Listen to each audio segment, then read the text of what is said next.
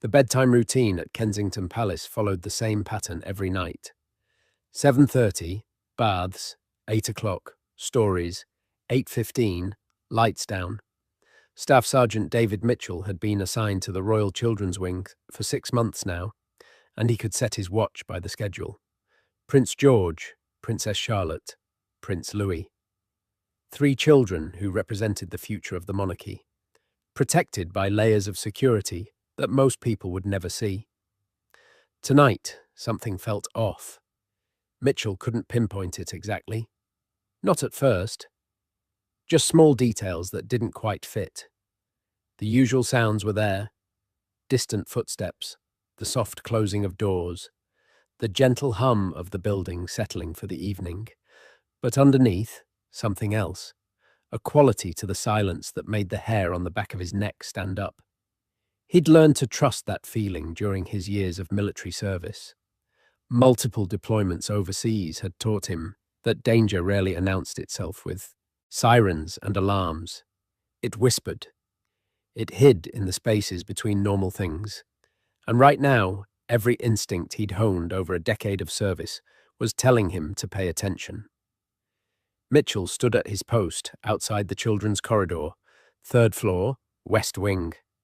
From here, he could see both stairwells and the main hallway, leading to the family's private quarters.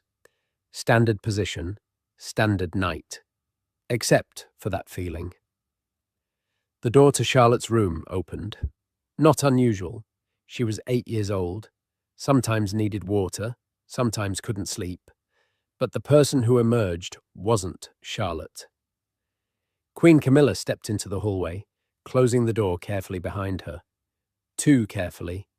The kind of careful that draws attention by trying not to. She wore a dark cardigan over her dress, practical for the evening chill that crept through even the best heated palace rooms. Her expression was neutral, pleasant even.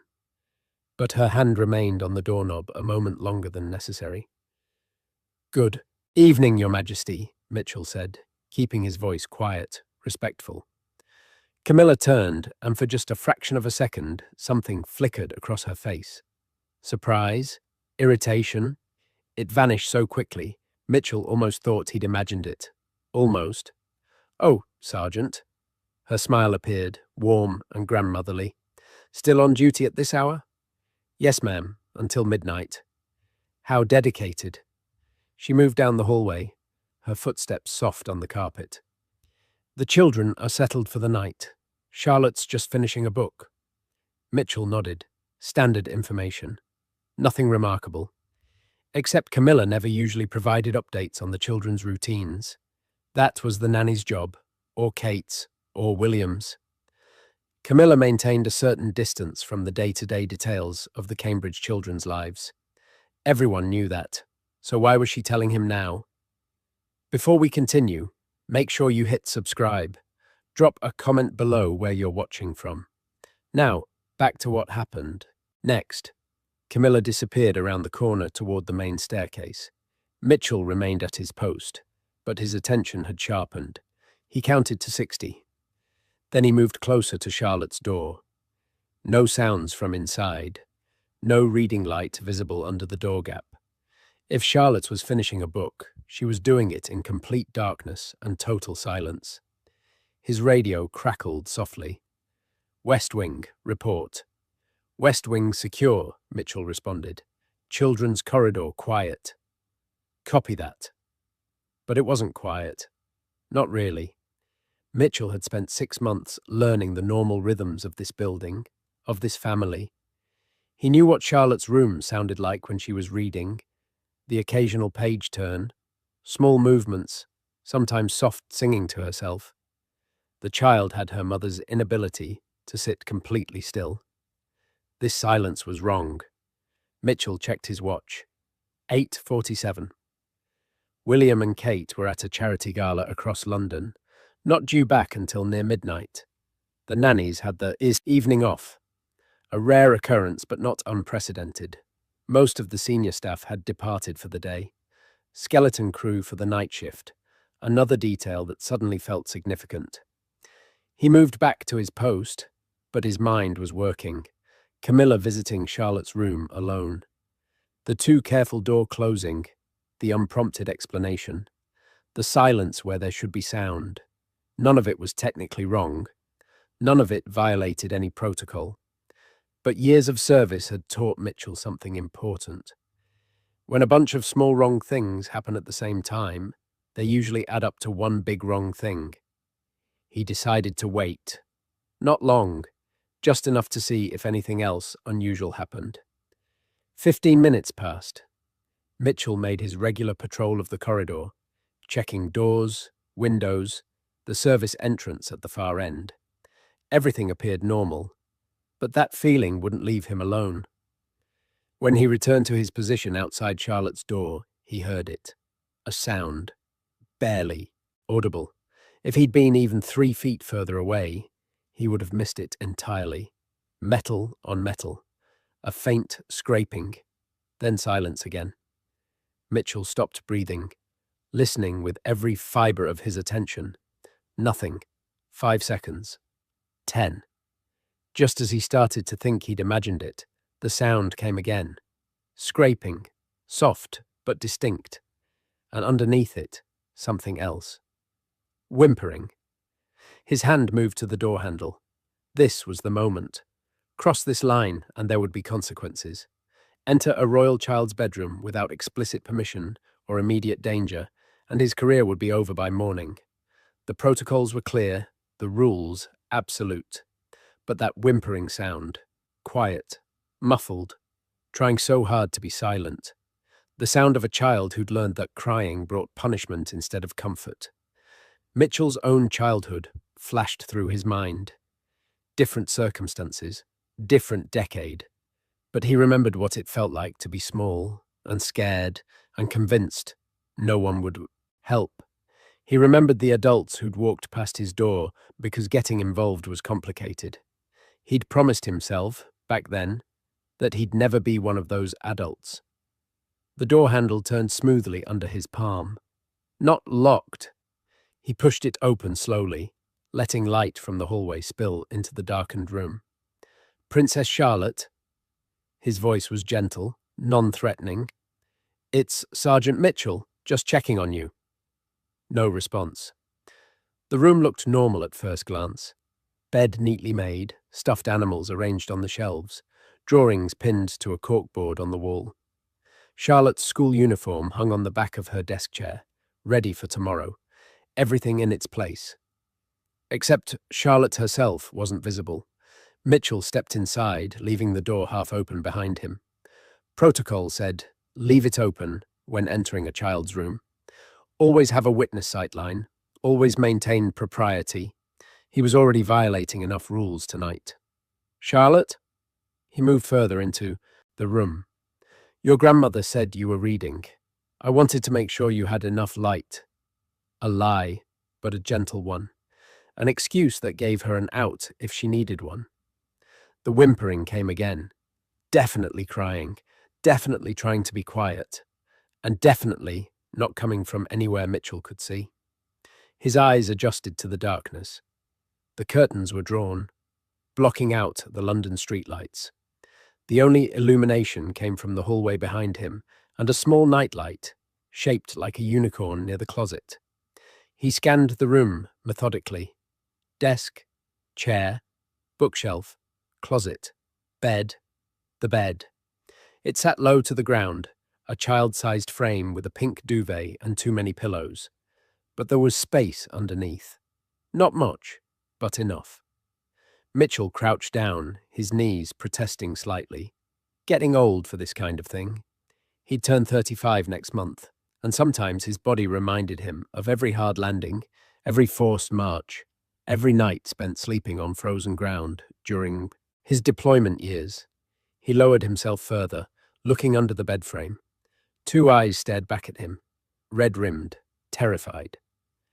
Charlotte was pressed against the wall under her bed, wedged into the narrow space, her knees pulled tight to her chest. Her face was streaked with tears, and she had one hand clamped over her own mouth, trying desperately to stay silent. But it was what Mitchell saw beyond her face that made his blood turn to ice. A chain, thin but sturdy, the kind used for securing bicycles or light equipment. One end was fastened to the bed frame with a small padlock. The other end was locked around Charlotte's ankle. The Princess of the United Kingdom, third in line to the throne, was chained under her own bed like an animal. Mitchell didn't move for 3 full seconds. His mind simply stopped, unable to process what his eyes were showing him. This couldn't be real, couldn't be happening. Not here, not in the palace, not to this child, but it was real. He could see the chain clearly now, could see how it had been deliberately threaded through the bed frame in a way that wouldn't be visible unless you looked directly underneath. Could see the raw, red skin around Charlotte's ankle where the metal had rubbed. Could see the absolute terror in her eyes. She thought he was going to hurt her. Or worse, she thought he was going to leave. "Charlotte," Mitchell said, keeping his voice steady through sheer force of will, "I'm going to get you out of there, right now, okay?" She didn't respond, didn't move, just stared at him with those frightened eyes. Mitchell pulled out his phone, hands shaking despite his training. He needed photos, evidence. This was beyond anything he could handle alone, beyond any protocol he'd ever learned. This needed documentation before anything else. He took 3 quick photos, making sure the chain, the padlock, and Charlotte's face were all visible. Then he put the phone away and reached under the bed. "I'm going to pull you out. Now. I won't hurt you. I promise." Charlotte's hand dropped from her mouth. She said, her voice cracked. She said, "If I told anyone, something bad would happen to Mummy." The words hit Mitchell like a physical blow. Who said that? But he already knew. He'd just seen her. Camilla. Coming out of this room, checking on the child she'd left chained in the dark. "Nobody's going to hurt your Mummy," Mitchell said firmly, "and nobody's going to hurt you. Not anymore. Come here." He couldn't reach her while she was pressed against the wall. The chain wouldn't allow her to come forward on her own. He'd have to break something, either the bed frame or the chain itself. The bed frame was expensive, probably antique, part of the royal collection. Mitchell grabbed it with both hands and wrenched it sideways with all his strength. The wood groaned, splintered. The bed frame cracked but held. He pulled again, putting his full weight into it, and this time, something gave. The section of frame, where the chain was looped, split apart with a sharp crack that sounded impossibly loud in the quiet room. Charlotte flinched at the noise, pulling herself into an even tighter ball. "It's okay," Mitchell said quickly. "That was just me. Look, the chain's loose now. You can come out." The chain was still locked around her ankle, but it was no longer attached to anything. She could move. Mitchell reached in and gently took her hand. She hesitated, then let him pull her forward, out from under the bed and into the faint light from the hallway. She was wearing her pajamas, pink with little crowns printed on them. A birthday gift from the public, Mitchell remembered. She'd worn them in a photo released by the palace last month, smiling and happy and safe. Now those same pajamas were dirty, wrinkled. She'd been under that bed for hours. Since before the evening routine. Since before dinner, maybe. How long had this been going on? Mitchell didn't let himself think about that. Not yet. First, get her safe. Then, figure out everything else. He examined the padlock around her ankle. Standard combination lock, nothing sophisticated. He could break it, but that would take tools and time. Better to just pick her up and deal with it. Later. "I'm going to carry you," he told Charlotte. "The chain's going to drag a little bit, but we'll get it off as soon as we can. Okay?" She nodded, still not speaking. Mitchell lifted her carefully, mindful of the chain trailing from her ankle. She weighed almost nothing, light as air, a child who should be running and playing and living without fear. He carried her out of the room and into the hallway, where the lights were brighter and the world felt marginally more sane. Charlotte buried her face against his shoulder, her whole body shaking. Mitchell's mind was racing. Protocol. Procedure. Who to call first? William and Kate were across London. The nannies were off duty. Most of the senior palace staff had left for the day. And Camilla was somewhere in the building. The woman who'd done this, who'd chained a child and left her in the dark and threatened her into silence. She was here, right now, probably expecting everything to continue exactly as she'd planned. Mitchell thought the hardest part was over. He was wrong. The real nightmare was waiting for him on the second floor. He heard footsteps on the main staircase. Quick, purposeful. He turned, instinctively putting himself between Charlotte and whoever was approaching. Camilla appeared at the top of the stairs, her expression shifting from surprise to something darker when she saw what Mitchell was holding. Or rather, who he was holding. "Sergeant," she said, her voice cool and controlled. "What do you think you're doing?" Mitchell felt Charlotte's grip tighten on his uniform. The child was absolutely rigid with fear. "I'm taking Princess Charlotte to the medical wing," Mitchell said, keeping his voice level. "She requires immediate attention." "I don't think that's necessary." Camilla moved closer, her eyes fixed on Charlotte. "The princess simply had a little accident. I was just coming back to check on her." "An accident?" Mitchell repeated the word flatly. "That's what you're calling this?" Camilla's expression didn't change, but something cold flickered in her eyes. "I'm not sure what you think you saw, Sergeant, but I can assure you there's a perfectly reasonable explanation. Children sometimes get themselves into unfortunate situations when playing." "Playing?" Mitchell felt anger rising in his chest, hot and dangerous. He pushed it down. Anger made you stupid, made you make mistakes. Right now, he needed to be smart. "Princess Charlotte has a chain locked around her ankle. You were just in her room, 20 minutes ago. I was reading her a bedtime story. She was under her bed, chained, in the dark." "That's a very serious accusation." Camilla's voice sharpened.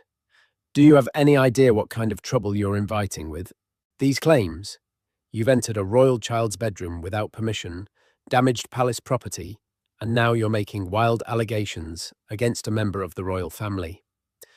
She wasn't denying it. Mitchell noticed that immediately. She was deflecting, threatening, turning it around on him, but she wasn't actually denying that she'd chained Charlotte. "I have photographs," Mitchell said quietly. "Clear evidence of what I found." Camilla's expression froze. For just a moment, genuine fear showed through her composure. Then it was gone, replaced by steel. "Whatever you think you have, Sergeant, I promise you it won't matter. Do you really believe anyone will take your word over mine?" "I don't need anyone to take my word." Mitchell shifted Charlotte's weight in his arms, feeling the chain still attached to her ankle swing slightly. "The evidence speaks for itself. Evidence can be explained away." Camilla took another step closer. "Evidence can be misinterpreted. Evidence can disappear." That was a threat, clear and direct. Mitchell's hand moved to his radio. "I wouldn't do that," Camilla said softly. "Think carefully, Sergeant. You're a guardsman, royal protection. You've served admirably for years. Why throw all that away over a simple misunderstanding?" "Misunderstanding?" Mitchell felt Charlotte trembling against him. "You chained a child."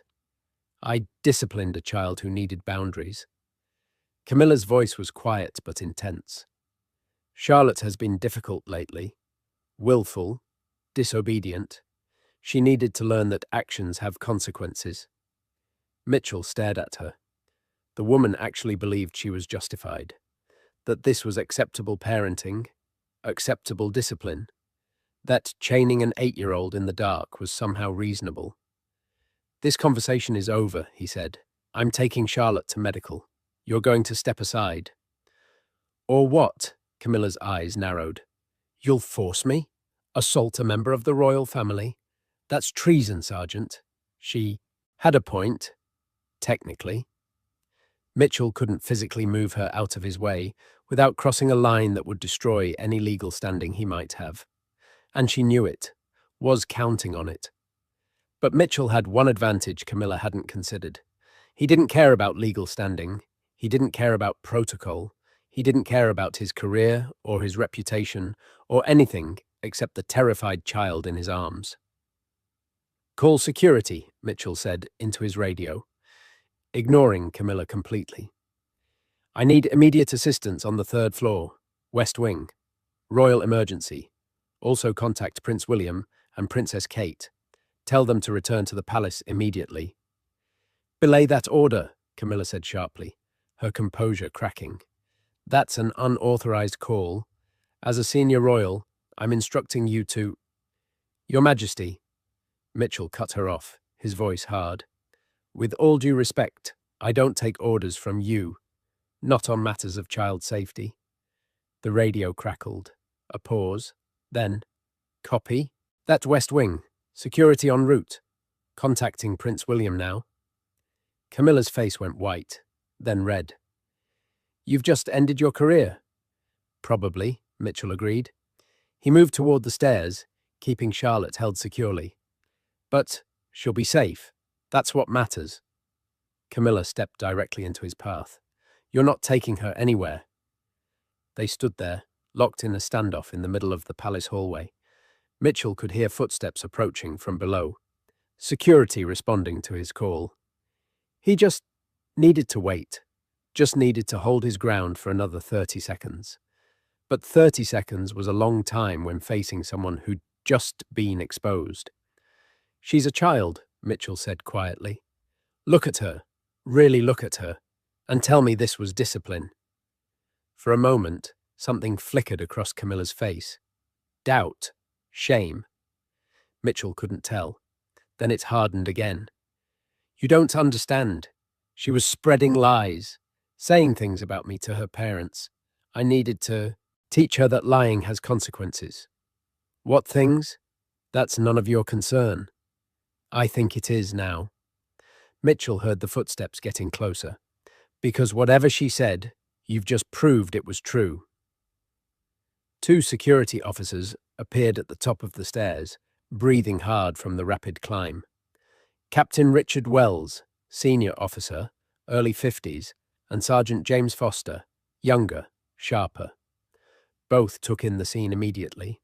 Mitchell holding Charlotte, the chain visible on her ankle, Camilla blocking the hallway. "Sir," Wells said carefully, addressing Mitchell, "situation report?" "I found Princess Charlotte chained under her bed approximately 5 minutes ago," Mitchell said clearly. "I have photographic evidence. I'm taking her to medical for evaluation. This woman is attempting to prevent me." "This guardsman," Camilla said coldly, "has violated protocol, damaged palace property, and is now making false accusations. I want him removed and arrested immediately." Wells looked between them. His face was professionally neutral, but Mitchell could see the calculation happening behind his eyes. Career military man, knew the political landscape, knew that siding with a guardsman against a queen consort could end badly. But he also knew what he was looking at: a frightened child, a chain. The evidence was impossible to ignore. "Captain Wells," Camilla said, her voice taking on a commanding edge, "I'm giving you a direct order. Remove this man from my presence." Wells moved, but not the way Camilla expected. He stepped beside Mitchell, effectively creating a barrier between him and Camilla. "Your Majesty, with respect, I need to secure the princess first. Medical evaluation takes precedence." Camilla's mouth tightened. "This is insubordination." "This is protocol, ma'am. Royal children's safety supersedes all other considerations." Wells nodded to Mitchell. "Get her downstairs. I'll handle this." Mitchell didn't wait to see what happened next. He moved, past Camilla, who was too stunned by Wells's defection to immediately react. Foster fell in step beside him as they headed down the stairs. "Jesus," Foster muttered under his breath, low enough that only Mitchell could hear. "Is that really a chain?" "Yeah." "How long?" "Don't know. but her ankle's raw. Hours, at least. Charlotte hadn't spoken since they'd left her room. She kept her face buried against Mitchell's shoulder, her small body rigid with tension. He could feel her heart racing, could feel how hard she was trying not to cry. Almost there, he told her softly. Medical's on the second floor. They're going to check you over, make sure you're okay, and then we're going to call your parents. At the mention of her parents, Charlotte finally spoke. Is Mummy coming? Yes, she's on her way right now. She'll be angry. Not at you, Mitchell said firmly. Never at you. They reached the second floor medical wing. Dr. Sarah Chen was already waiting, alerted by security.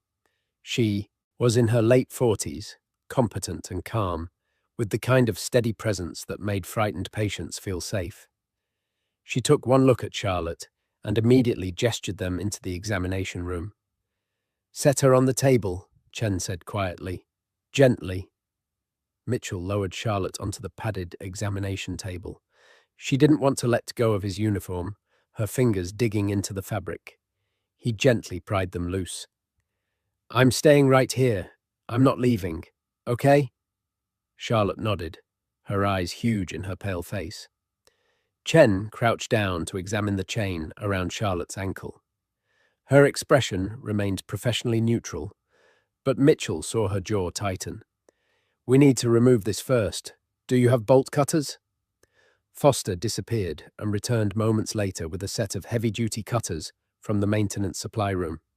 Chen positioned them carefully around the padlock, mindful of Charlotte's ankle beneath. This might be loud, she warned Charlotte, but it won't hurt. Can you be brave for me? Charlotte nodded again. The cutters snapped through the lock with a sharp crack. The chain fell away, clattering onto the floor. The sound seemed to echo in the quiet room. Chen carefully examined Charlotte's ankle. The skin was raw, chafed and red where the metal had rubbed. Not bleeding, but angry and inflamed. How long were you wearing this, sweetheart? Charlotte's voice was barely a whisper. Since after school. Mitchell checked his watch. Nearly 9 p.m. That meant at least 4 hours. 4 hours chained under her bed. Did it hurt? Chen asked gently. A little, but grandmother said if I complained, it would be worse next time. Next time. The words hung in the air like poison. This wasn't the first time. This had happened before. Chen continued her examination, checking Charlotte's arms, her legs, looking for other injuries.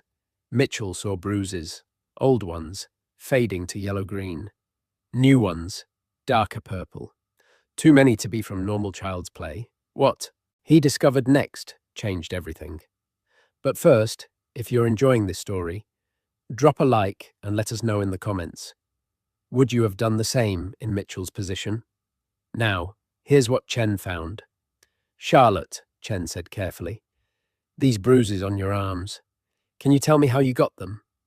Charlotte pulled her arms close to her body, trying to hide them.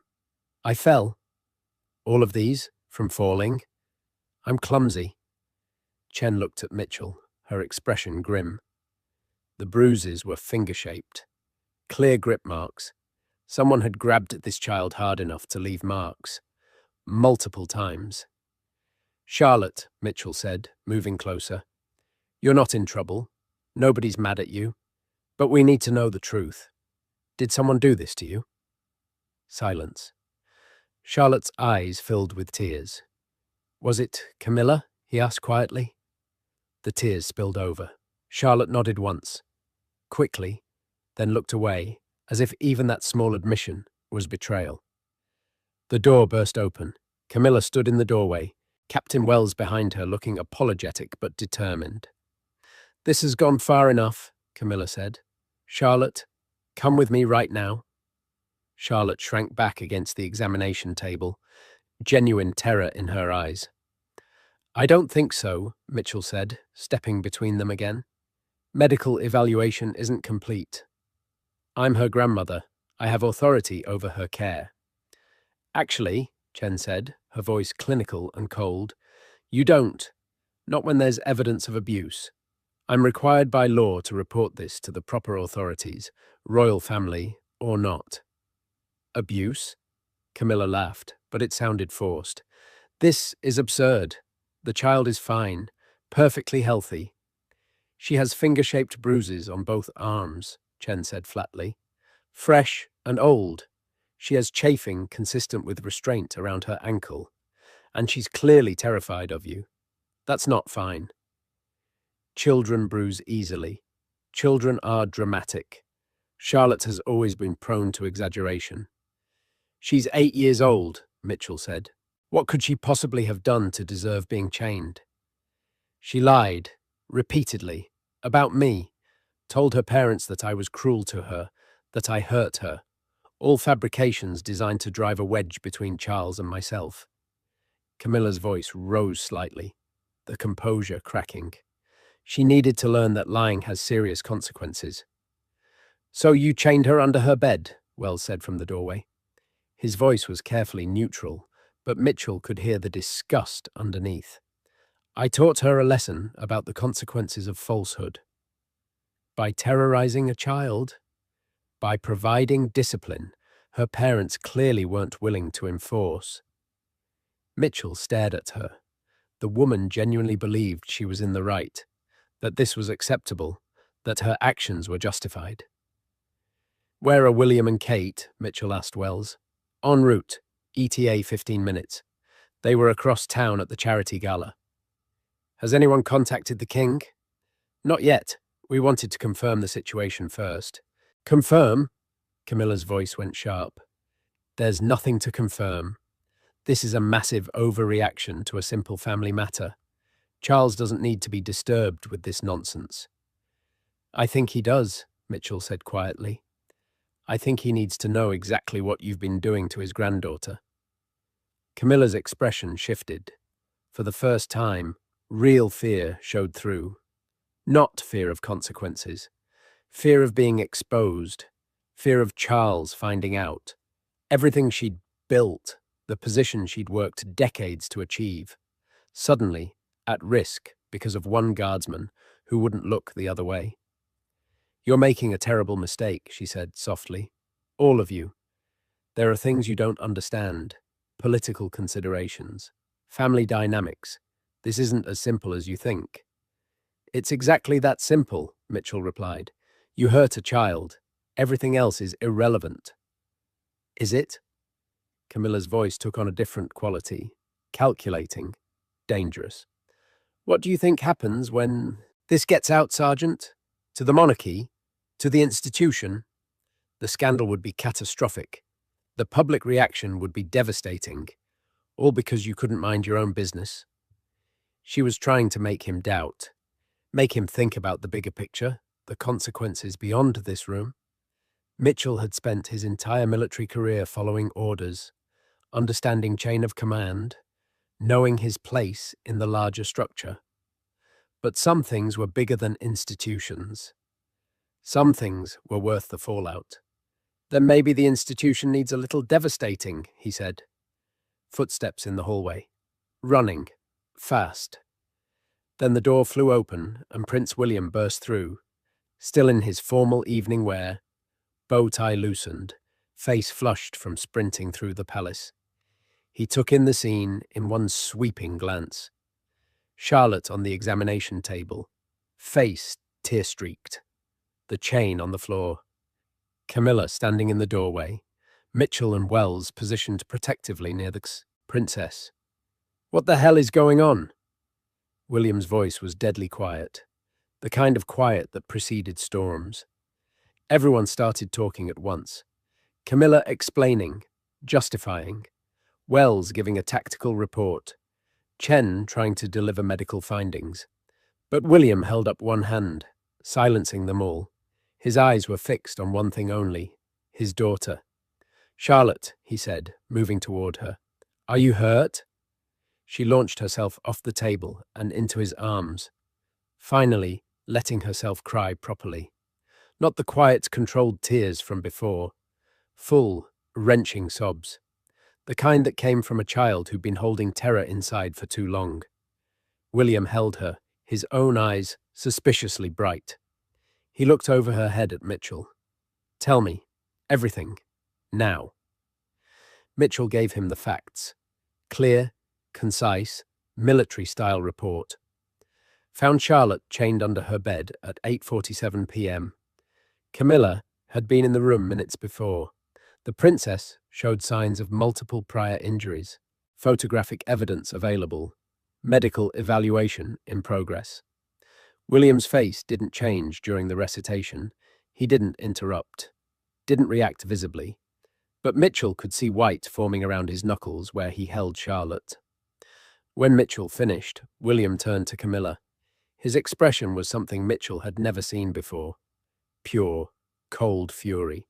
The kind that didn't need volume to be terrifying. "Get out," William said. "William, if you just listen. Get out. This is a family matter. It should be discussed privately. You chained my daughter." William's voice remained quiet, but it cut like a blade. "You chained my daughter. There is nothing to discuss. She was lying about me, creating problems. You had to leave." William looked at Wells. "Captain, please escort Her Majesty to her quarters. She's not to have contact with any of the children until further notice." "You can't do that," Camilla said, her voice rising. "You don't have the authority. I'm the Prince of Wales and father to these children. I have exactly that authority.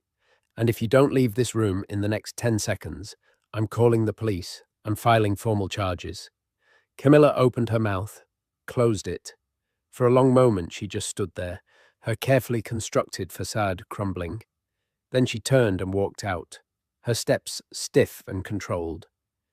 Wells followed, maintaining a respectful but watchful distance. The door closed behind them. William sank into the chair beside the examination table, still holding Charlotte. "Tell me everything, sweetheart. Everything she did. I promise. You're safe now." Charlotte's story came out in fragments, halting, broken by tears. But clear enough. It had started months ago. Small things first. Criticism, sharp words, hands that gripped too hard. Camilla had been careful, always when others weren't watching, always with explanations ready if anyone noticed. Charlotte bruised easily. Charlotte was clumsy. Charlotte was dramatic. Then it had escalated. Being sent to her room for hours.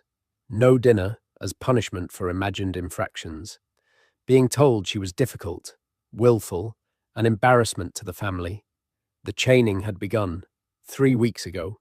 First time was 15 minutes, then an hour, then longer. Today had been the worst. Over 4 hours. Camilla had said it would continue until Charlotte learned to behave properly. William listened to all of it, his face carved from stone. When Charlotte finished, he looked at Chen. "Full examination. Document everything. I want a complete medical record of every injury, every mark, everything." "Already planned," Chen said quietly. "And I want Child Protection Services called. Official investigation. No internal handling." Mitchell felt something release in his chest. William wasn't going to cover this up, wasn't going to handle it quietly behind closed doors. He was taking this seriously. "Where's Kate?" Charlotte asked suddenly. "Right, behind me," William said. "She was getting out of the car when I ran ahead." As if summoned, Princess Kate appeared in the doorway, elegant dress and all. She took one look at Charlotte's face and crossed the room in 3 strides. "Oh, sweetheart, come here." Charlotte reached for her mother, and Kate took her from William, holding her close. She met William's eyes over Charlotte's head. A whole conversation happened in that look. Question, answer, confirmation, fury. "Someone needs to call your father," Kate said quietly. "He needs to know." "Already on it," William pulled out his phone. "And then we're calling a family meeting. Everyone. Tonight."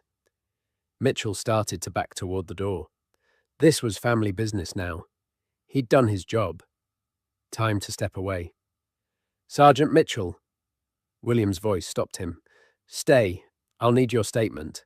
And he paused. Thank you for trusting your instincts. Mitchell nodded. Just did what needed doing, sir. Most people wouldn't have. Most people would have walked past that door. William's eyes were intense. You didn't. That matters. Kate looked at Mitchell, still holding Charlotte. You saved her, she said simply. She saved herself, Mitchell replied. I just opened the door. Chen cleared her throat.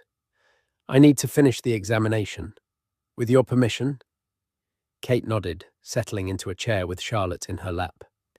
William pulled out his phone and stepped into the hallway. Through the half-open door, Mitchell could hear his voice, low and tense, talking to King Charles. The conversation didn't last long. When William returned, his expression was grim. Father's on his way. He wants to handle this personally. How did he react? Kate asked. About how you'd expect. William's jaw tightened. Shocked, angry, and asking how we didn't notice sooner. Because she hid it, Kate said quietly, stroking Charlotte's hair. Because she was careful. Because she knew exactly how to avoid suspicion. Not careful enough, Mitchell said. Made one mistake tonight. Came back to check on Charlotte when she thought no one was watching. What made you go into the room? William asked. Mitchell considered. Instinct. Years of learning to recognize when something's wrong. The silence was off. And he hesitated.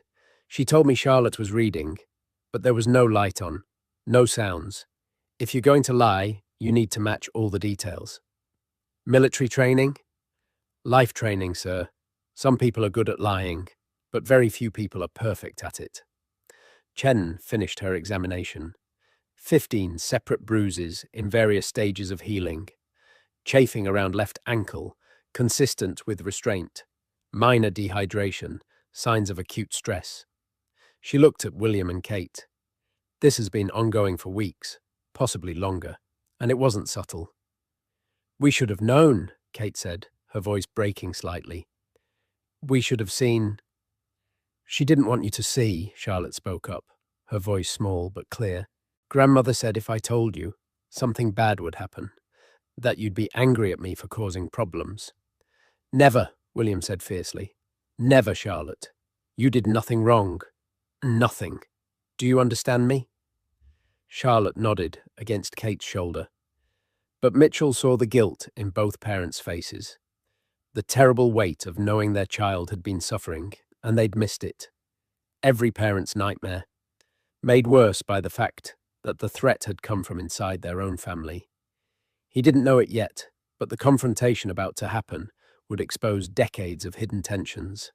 Not just for Charlotte, for the entire royal family. King Charles arrived 40 minutes later, accompanied by Princess Anne. Both looked like they'd dressed in a hurry. Charles in slacks and a sweater instead of his usual formal attire. Anne in practical trousers and a jacket. They went directly to the medical wing, where everyone had gathered. Charles took one look at Charlotte, still held, protectively by Kate, and his face aged 10 years. My God!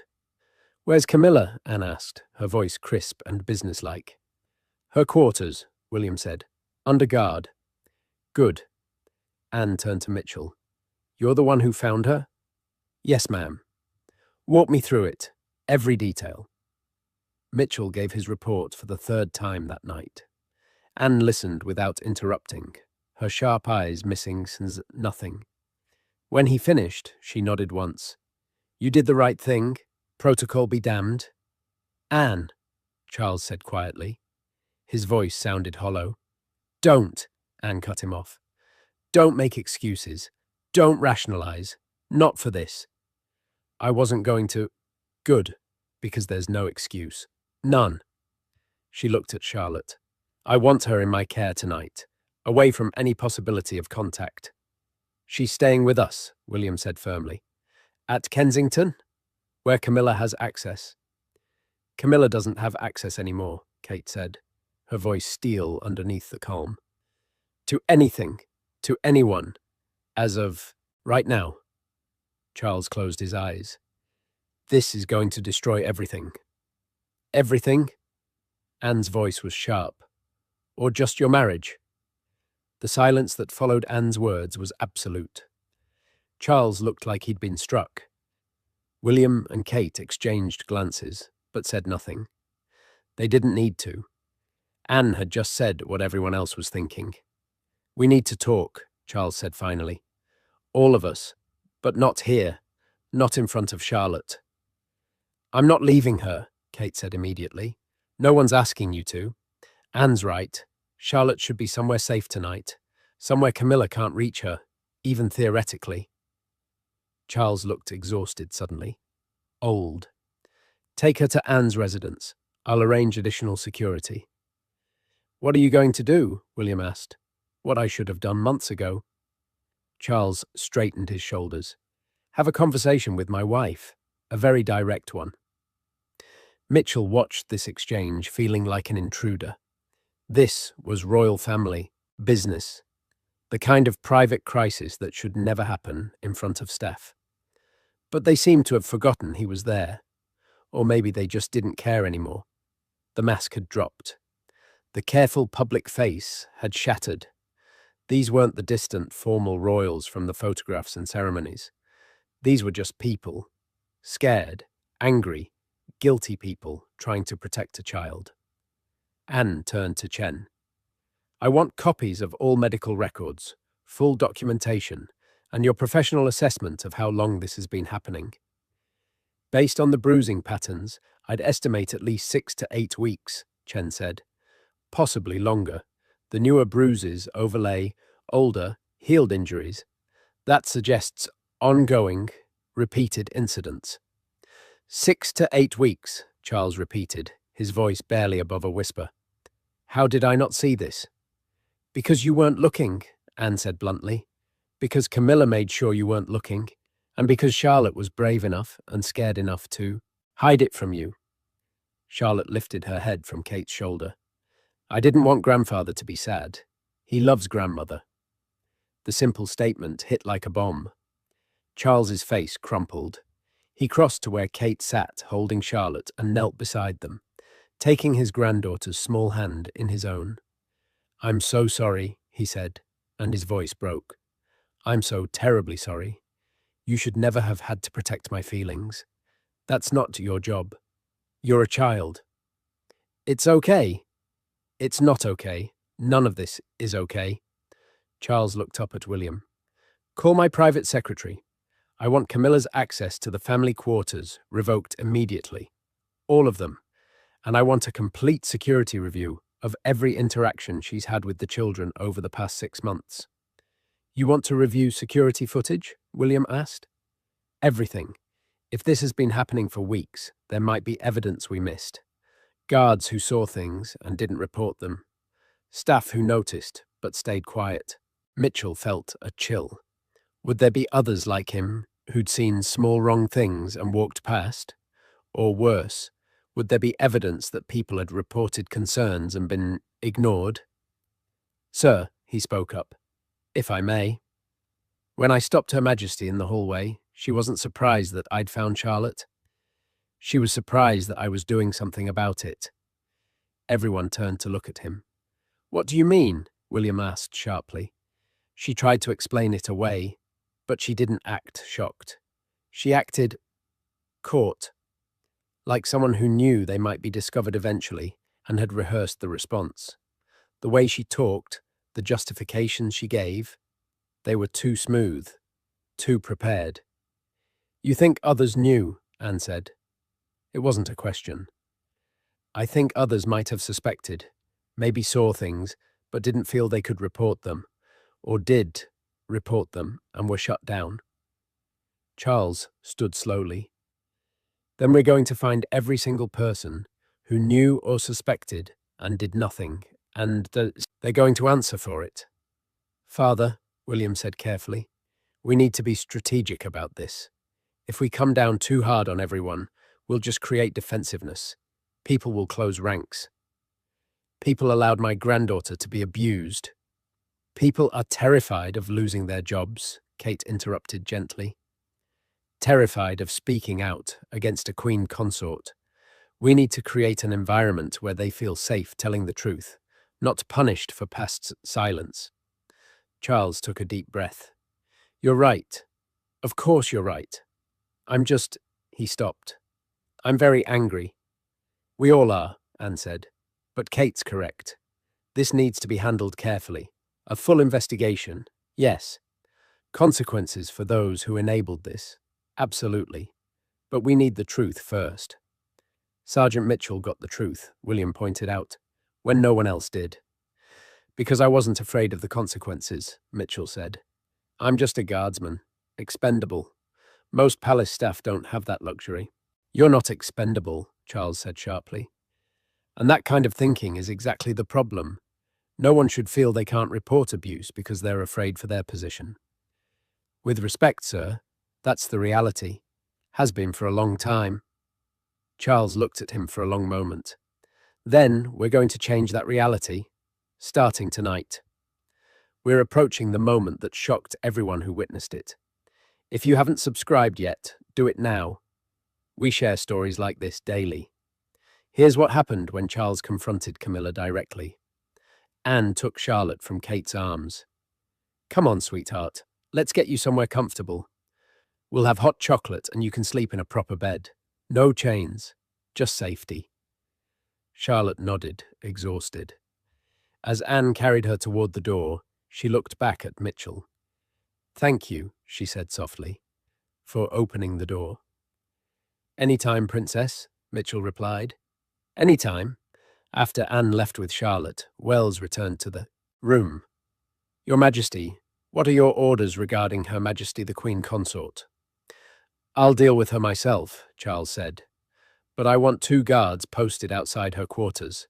No one in or out without my explicit permission. Understood, sir, Charles turned to Mitchell. I'm going to need your phone. The photographs you took. Mitchell handed it over without hesitation. Passcode is 8472. Charles looked at the screen, his face going pale as he viewed the images. Mitchell had taken 3 clear shots. Charlotte under the bed, the chain visible, her frightened face. The padlock around her ankle, undeniable evidence. May I have these sent to my private secretary? Charles asked quietly. They're yours, sir. Do whatever you need with them. William took the phone from his father and handled the transfer. When he handed it back to Mitchell, he met his eyes. These photos are going to be part of an official investigation. You'll need to give a formal statement. I understand. And you'll probably be called to testify, if this goes where I think it's going.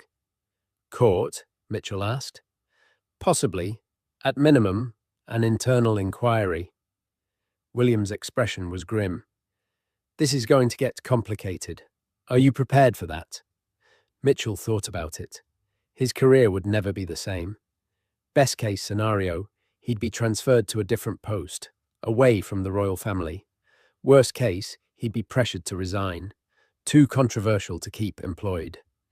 Either way, the quiet, steady life he'd built as a royal protection officer was over. But when he closed his eyes, he saw Charlotte's face. Terrified, chained, alone. I'm prepared, he said. Kate touched his arm gently. Thank you. Truly. You saved our daughter. Just did my job, ma'am. Your job was to guard a hallway, Kate said. You chose to protect a child. That's different. The truth of that settled in the room. Mitchell had made a choice. Not the safe choice. Not the career-smart choice. But the right one. Charles straightened his shoulders. Excuse me, I have a conversation to have with my wife. He left, Wells accompanying him. William and Kate remained in the medical wing, with Mitchell and Chen. What happens now? Mitchell asked. Now? William laughed without humour. Now we handle the fallout. Palace Crisis Management will want to control the narrative. My father's team will push for internal resolution. The tabloids will go insane if any of this leaks. Will it? Leak? Probably. Too many people involved. Someone will talk. William ran a hand through his hair, disheveling it. And honestly, Maybe they should. Maybe this needs to be public. William, Kate said warningly, I mean it.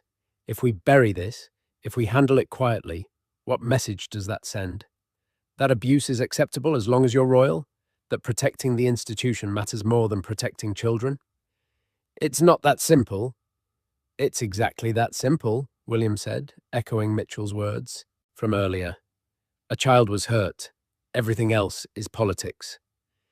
Kate was quiet for a moment. Then she nodded. You're right, but we need to be strategic.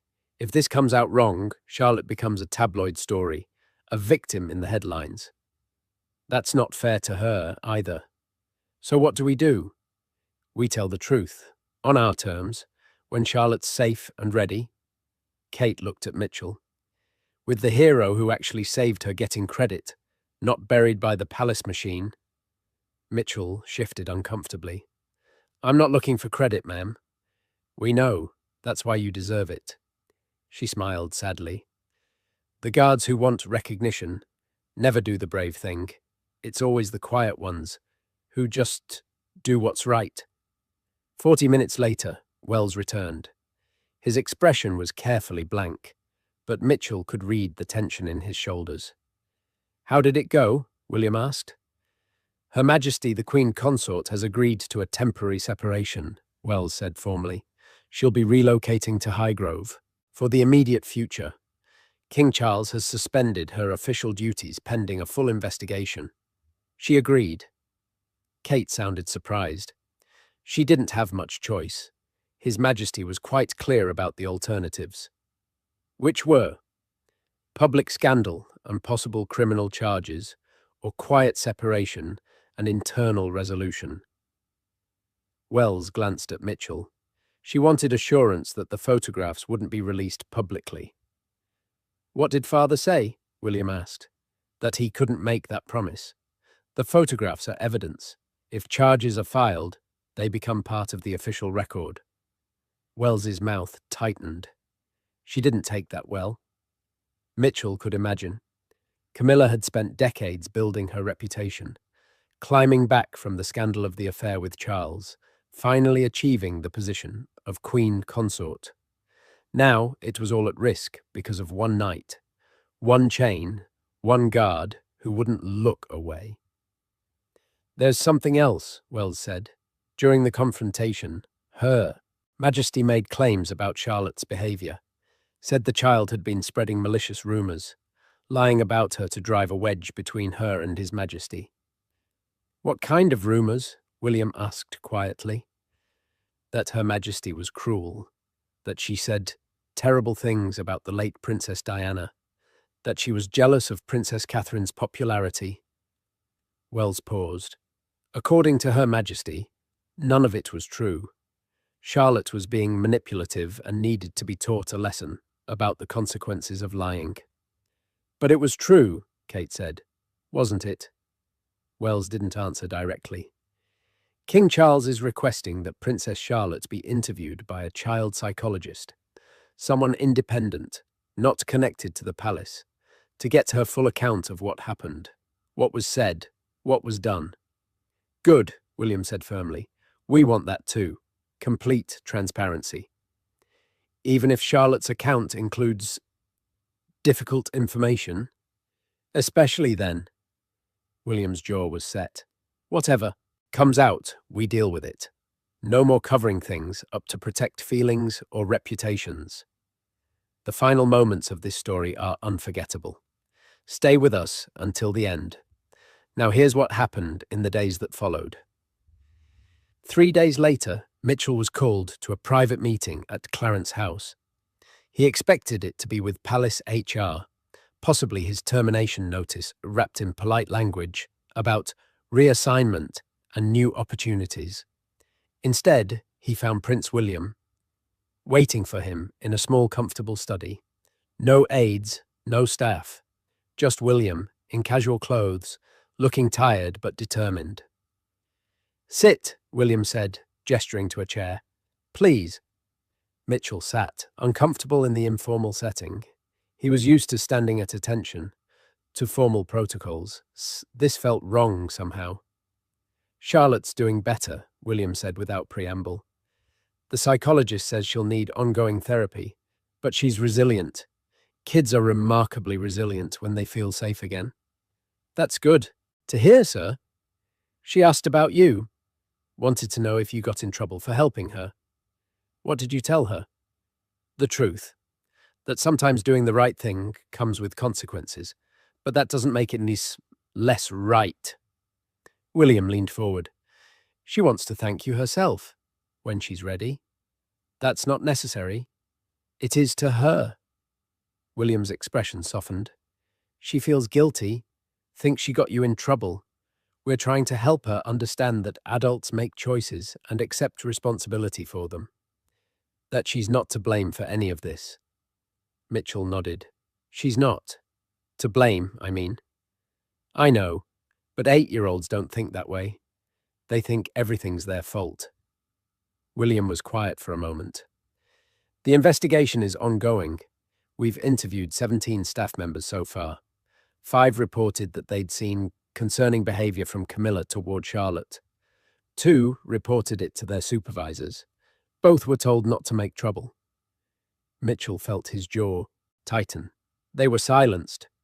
They were scared, and they were right to be scared. Both lost their positions shortly after reporting. Different reasons given, of course, but the timing was suspicious. William's expression was grim. We're offering them reinstatement, full back pay, and formal apologies. Will they come back? One will. The other declined. Said she couldn't work somewhere that protected abusers over children. William looked down at his hands. I can't blame her. What about Camilla? She's at Highgrove. Won't be returning to any official capacity. My father is devastated, but he's not protecting her. Not anymore. William met Mitchell's eyes. The investigation found evidence of a pattern, not just with Charlotte. She'd been cruel to other palace children over the years. Minor incidents mostly, but consistent, always carefully hidden, always deniable. But the pattern was there, once we looked. Will there be charges? Doubtful. The Crown Prosecution Service has reviewed the evidence. They say it's borderline. Enough for us to act, not quite enough for criminal court. And bringing charges would mean Charlotte testifying. We won't put her through that unless she wants to. What does she want?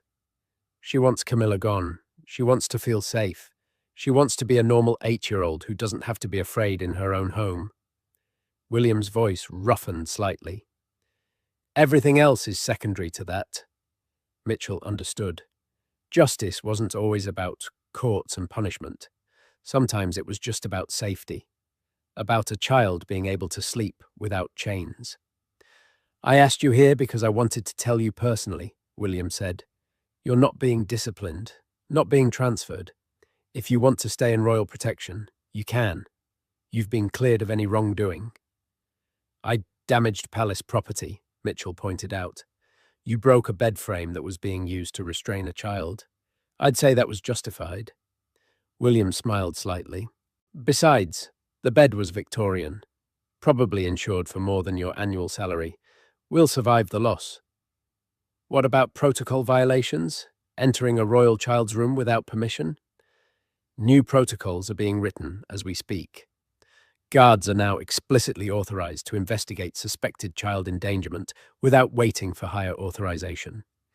Your actions are being used as the template for how we should have been operating all along. Mitchell absorbed that.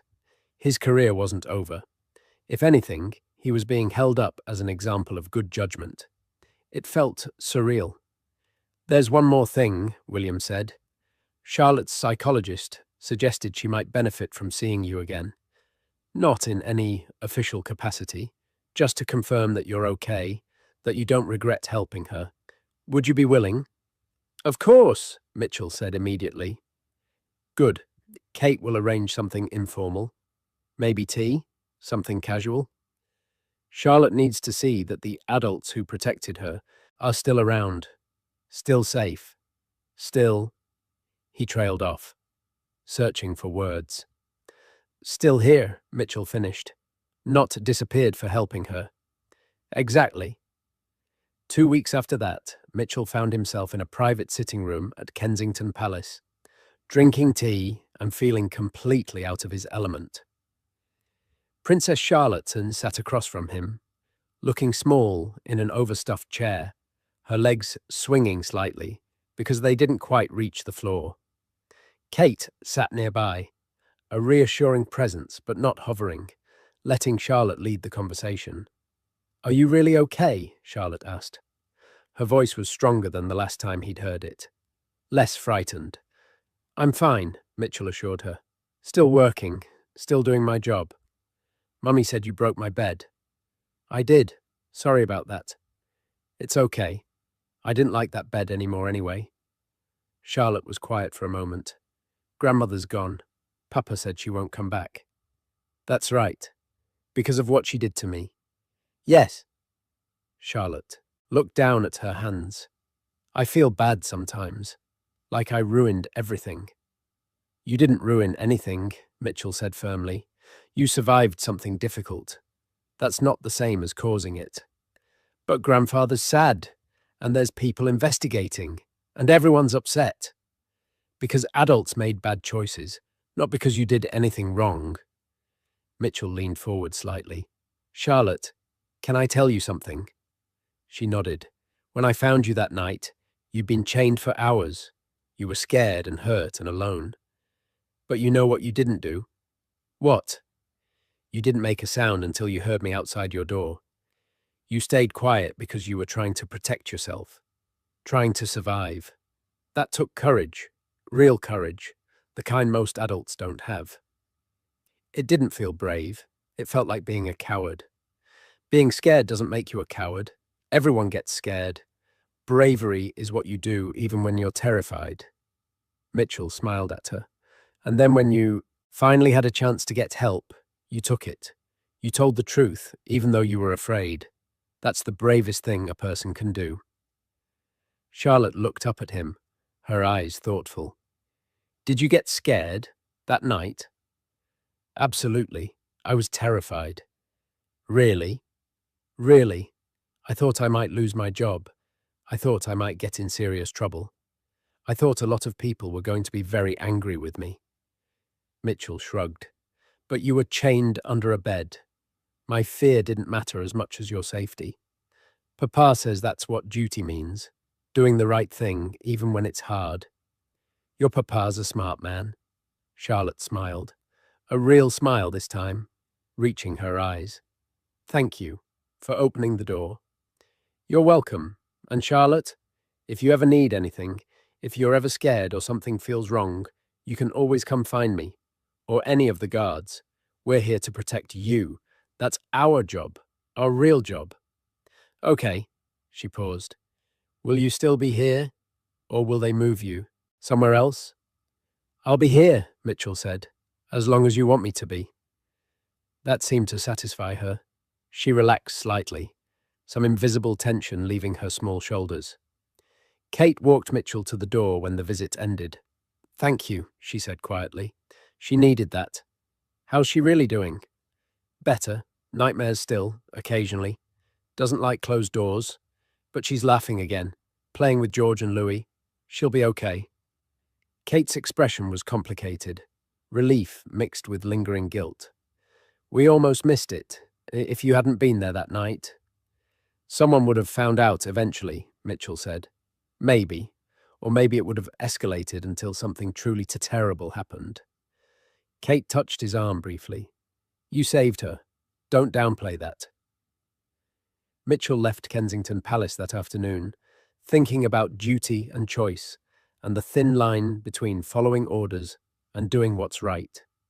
He'd spent his entire career in service, military first, then royal protection, learning rules, following protocols, understanding the chain of command. But Charlotte had taught him something important. Sometimes the rules don't cover everything. Sometimes you have to trust your gut and act, even when it means breaking formation. Especially then. 6 months later, Mitchell received a letter. Heavy paper, formal seal. He opened it expecting some official palace communication. Instead, he found a handwritten note from Charlotte. The handwriting was careful, practiced, with a few crossed-out words where she'd changed her mind. Dear Sergeant Mitchell, thank you for being brave when I couldn't be. Thank you for opening the door. Mummy says you did the right thing, even though it was hard. I think you're a hero. I'm doing better now. I don't have nightmares as much. Papa got me a new bed, a big one, and I'm not afraid anymore. Well, not as afraid. I hope you're doing good too. If you want to visit for tea again, I'd like that. Love, Charlotte. P.S. George says guards can't be heroes because heroes are in stories. I told him he was wrong. Some heroes are real. Mitchell kept that letter, not in his official files, not with his service records. In his desk at home, in a drawer where he kept the things that mattered. Medals were fine. Commendations looked good in a frame. But this letter, from a child who'd survived and healed and was learning to be brave again, that was the real measure of whether he'd done his job right. The palace never issued an official statement about what happened that night. The investigation concluded quietly, its findings sealed. Camilla remained at Highgrove, making rare public appearances, her official duties permanently suspended.